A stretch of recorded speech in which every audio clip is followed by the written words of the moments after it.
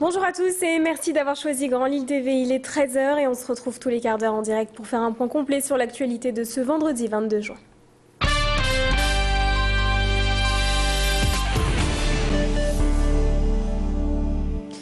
Et à la une de ce flash, 3 individus interpellés par la police ce mardi dans le cadre de ces nombreuses affaires de braquage ces dernières semaines dans la métropole. Ces 3 hommes ont été mis en examen et écroués pour vol en bande organisée avec armes. Ils sont suspectés d'avoir commis 9 vols à main armée et 5 vols de véhicules. Les faits se seraient déroulés du 16 mai au 18 juin dernier dans différentes villes de la métropole, dont Lille, Sequedin et Anglo. Ils concernent de petits commerces, notamment des boulangeries, 4 cafés-tabac, une pharmacie et le magasin Kiabi. Grâce à de nombreux témoignages, les enquêteurs sont parvenus à identifier une seule et même équipe déjà connue des services de police. Et l'été est lancé depuis hier et c'est aussi le cas des travaux sur l'autoroute A1. Le secteur routier entre Carvin et Lesquin va se refaire une beauté comme l'année dernière. 13 km de chantier qui devraient sérieusement perturber la circulation et ce dans les deux sens. Dès aujourd'hui et jusqu'au 27 juillet, le chantier est encore dans sa phase préparatoire mais des restrictions sont déjà appliquées uniquement la nuit. Quant à la rénovation principale de la chaussée, la phase la plus lourde aura lieu du 28 juillet au 26 août. Les travaux seront effectués en continu 24 heures sur 24. L'objectif, réparer les nombreuses fissures présentes sur la chaussée, subies à cause du nombre très important de voitures et de poids lourds qui passent chaque jour dans le secteur. Écoutez les explications du directeur de la DIR, Xavier Delbar. Le souci qu'on a eu, c'est de préserver 3 voies de circulation en permanence dans le sens Lille vers Paris, pour éviter qu'un éventuel bouchon ne remonte très rapidement vers la capitale régionale. Le mois d'août est le mois le plus favorable parce que à la fois les conditions météorologiques sont les meilleures, et puis avec les départs en vacances, finalement, le trafic est moindre dans l'agglomération. Il y a beaucoup de Lillois ou de gens de la région qui sont partis en vacances, et on constate avec nos courbes de trafic, quand on les analyse de près, que les semaines du mois d'août sont les plus favorables puisqu'on a un bon 10% de trafic en moins sur l'autoroute 1.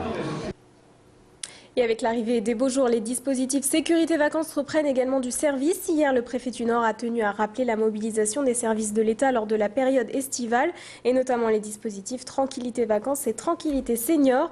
Les forces de l'ordre assureront encore une fois une présence renforcée dans les lieux touristiques. Une prévention accentuée sera mise en place auprès des jeunes ainsi qu'une surveillance des flux de circulation routière. Et comme chaque année, les CRS nageurs sauveteurs seront mobilisés pour assurer la sécurité sur les plages. Les services de l'État sont donc prêts à faire face aux traditionnels débordements de l'été. Lucas Tostin et Adélaïde Bollard, nos 2 journalistes, ont suivi hier cette présentation en préfecture et ont rencontré à ce sujet le colonel Jude Vino, commandant de gendarmerie du Nord. L'opération Tranquillité Vacances, c'est tout simplement, lorsque l'on quitte son domicile pour partir en vacances, le signaler aux forces de police, soit à la police nationale en zone police nationale, soit à la brigade locale en zone gendarmerie, signaler son départ en vacances pour que nous ayons une action plus particulière de surveillance sur ce domicile. L'année dernière, c'est plus de 9000 domiciles qui ont été signalés en zone gendarmerie. Aucun n'a été cambriolé. Et dans le reste de l'actualité, le casino Barrière de Lille recrute. L'établissement a organisé hier pour la première fois une journée job dating. Une quinzaine de postes sont aujourd'hui à pourvoir, parmi lesquels plusieurs emplois dans la restauration, le jeu ou la maintenance technique, principalement des contrats en CDI. Le job dating était donc une solution intéressante pour permettre aux dirigeants de rencontrer un maximum de candidats rapidement, et ce de manière différente qu'un entretien d'embauche classique, afin de cerner les motivations et le profil des candidats en quelques minutes. Beaucoup de candidats ont répondu présent, une cinquantaine de personnes sont arrivées avec leur CV hier et l'objectif de recrutement a, semble-t-il, été atteint. Écoutez les explications de Martial Fritz, directeur de la communication du casino Barrière de Lille. Aujourd'hui, c'est une quinzaine de postes qui est ouvert au recrutement, la plupart en CDI. Et aujourd'hui, on a accueilli pour l'instant une cinquantaine de personnes qui se sont présentées. C'est une initiative effectivement qui est originale et qui rencontre de plus en plus de succès. L'idée, voilà, c'est de pouvoir se rencontrer dans un cadre un peu moins formel, de pouvoir initier un premier contact et puis voilà, échanger ensemble sur les motivations du candidat, le mettre à l'aise surtout. Et la fête de la musique est tombée à l'eau pour beaucoup de communes hier suite à l'alerte orange déclenchée par Météo Service concernant le risque fort d'orage dans la région. Beaucoup de villes n'ont pas voulu prendre de risques. Après quelques coups de tonnerre vers 18 h, les éclaircies sont ensuite revenues dans la métropole lilloise en début de soirée. Mais le chœur régional avait bien fait de se mettre à l'abri dans le grand carré de l'hôtel de ville pour sa représentation. Une répétition exceptionnellement ouverte au public hier soir avant le concert de dimanche à Arnes. Les musiciens et chanteurs du chœur ont interprété de grands classiques devant un public venu tout de même nombreux.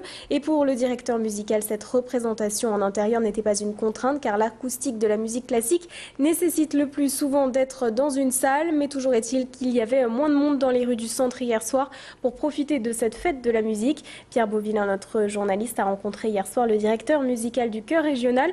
Il nous en dit plus et revient sur l'intérêt de mettre en avant la musique classique. Il y a longtemps que je pense que ça fait plus trop peur. On a fait déjà des concerts ici dans le temps avec mon orchestre au conservatoire et c'était plein à craquer. En général, les gens aiment bien se retrouver aussi dans un environnement, on va dire, plus classique. La fête de la musique, c'est très bien avec tous les groupes qui se produisent dans l'île et tout ça. Mais c'est vrai qu'il y a de moins en moins de choses classiques et là, c'est bien d'en faire encore un peu. 13h06, c'est ainsi que s'achève notre édition. Merci à vous de l'avoir suivi. On se retrouve dans quelques secondes pour faire un point sur vos prévisions météo ainsi que sur l'état du trafic en ce début d'après-midi. Et retour de l'information dans moins d'un quart d'heure. À tout de suite.